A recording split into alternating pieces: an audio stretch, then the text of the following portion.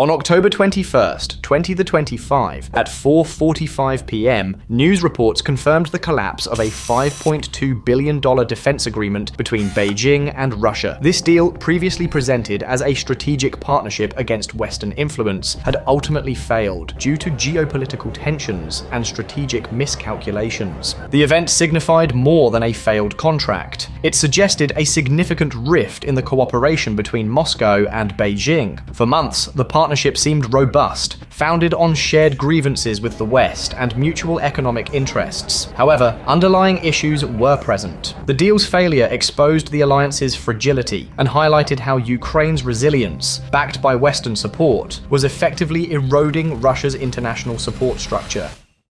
To understand the deal's failure, we must look back several months. As Russia's military campaign intensified in early 2025, it faced severe shortages of precision weapons and advanced components. Western sanctions had heavily impacted its defense production, compelling Moscow to seek support from Beijing. China, managing its own tensions with the West, recognized an opportunity. A $5.2 billion agreement was signed, promising Russia vital components, including guided missile parts and electronic warfare modules. China viewed the agreement as a significant geopolitical move to solidify its partnership with an isolated Russia, gain influence over Moscow, and test its defense manufacturing. The arrangement was reciprocal. China supplied advanced materials, while Russia offered energy access, discounted oil, and shared hypersonic technology development. However, the deal's foundation eroded as Ukrainian cyber units, aided by Western intelligence, escalated their attacks on the supporting logistics.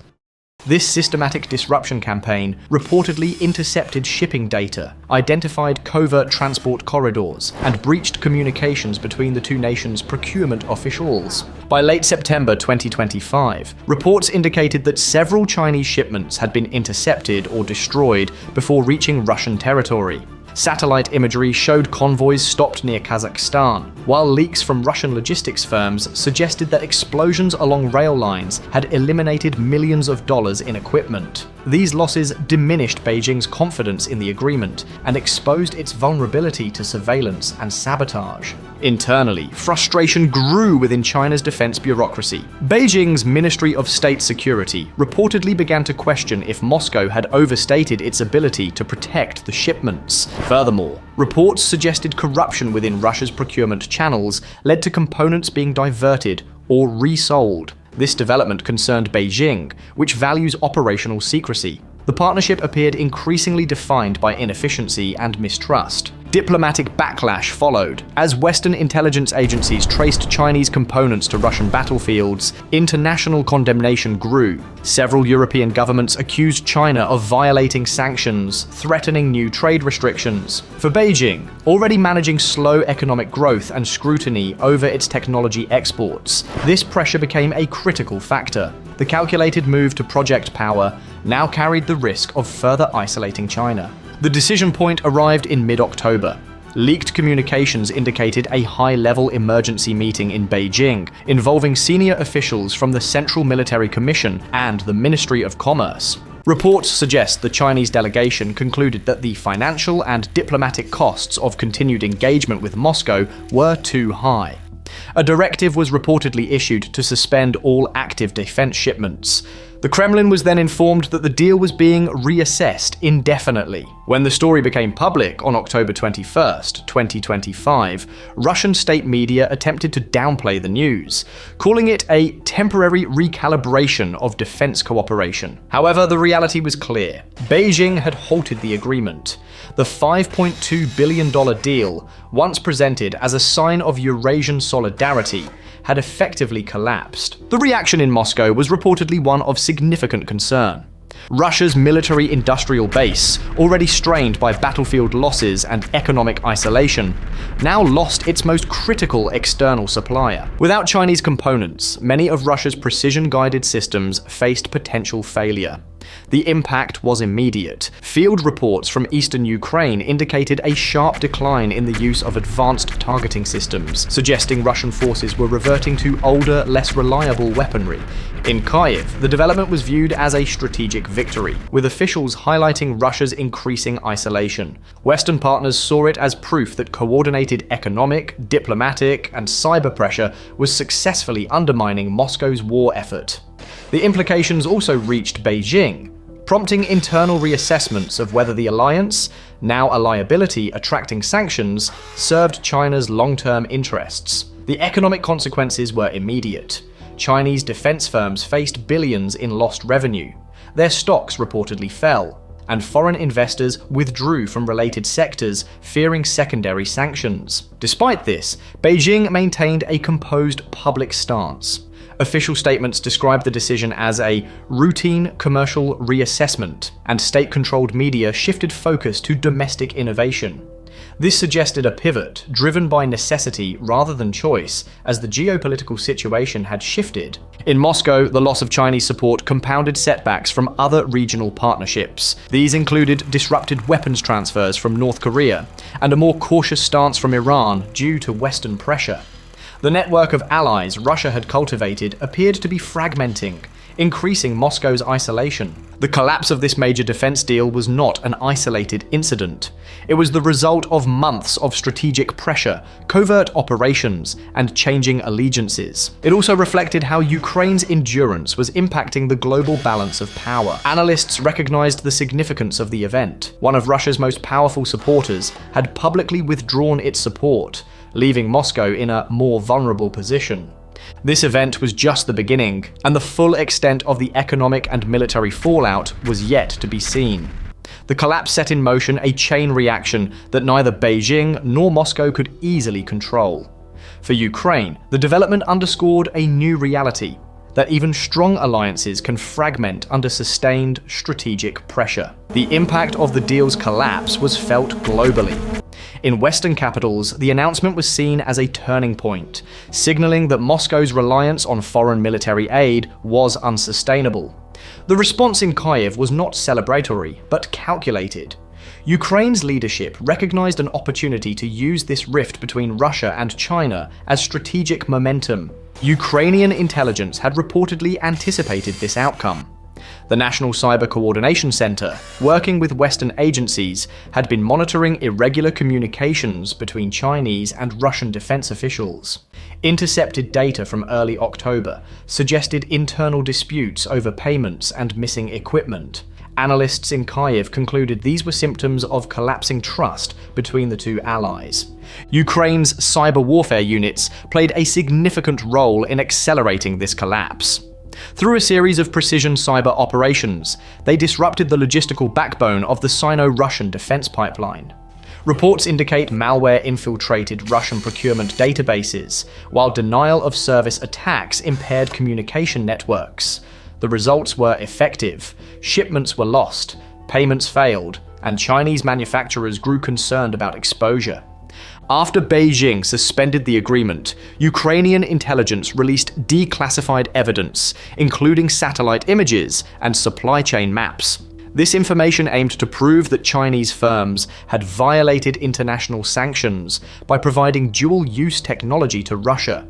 Within 48 hours, these revelations gained widespread media attention, prompting European trade commissions to launch formal inquiries, and Washington to announce a review of export licenses for implicated Chinese companies. This information warfare strategy was well-timed.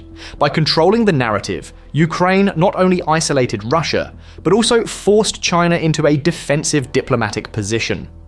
Beijing, already managing domestic economic issues, now faced global scrutiny that damaged its cultivated image as a neutral power.